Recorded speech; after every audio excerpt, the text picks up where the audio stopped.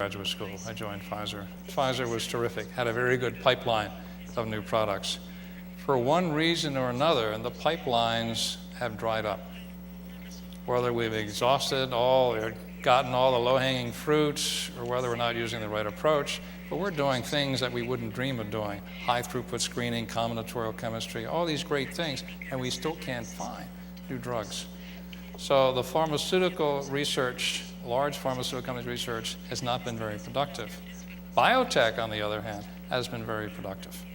And the big pharma companies are either acquiring, because when you acquire a biotech company, you're really only acquiring one product, or licensing those products. Now, having worked in both, when I left Pfizer to run a biotech company at the University of Notre Dame in monoclonal antibodies, a friend of mine called me up and said, your best day, your best time is going to be far better than anything you've ever experienced at Pfizer. And your worst time is going to be far worse than anything you've ever experienced at Pfizer. And they'll probably happen on the same day.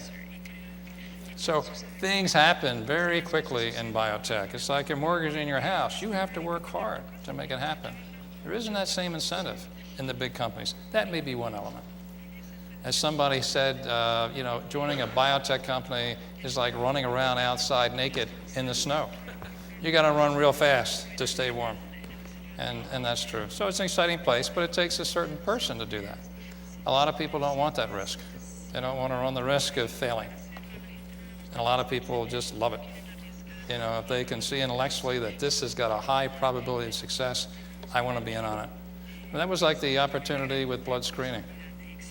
You know, GenProbe got into the business. We had never done this before. We applied for the contract from the NIH to take that product to screen the blood supply for hepatitis C and HIV. Didn't do any of that. We were one of 18 applicants, and we figured, we could do it. We built a plant before we knew we could do it. We built a plant before we even had rights to it. Hepatitis C was owned by Chiron.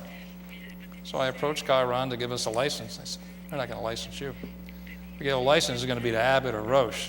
Big, strong companies, not a little pipsqueak in San Diego. So I said, well, take a look at our technology. And they looked at the technology, and they said, all right, technology is better than the other guys. But we're still not going to license it to you. So I went to Washington. And I said, hey, went to the head of the National Heart, Lung, and Blood, help us out here. We don't have much money. We're building a new plant.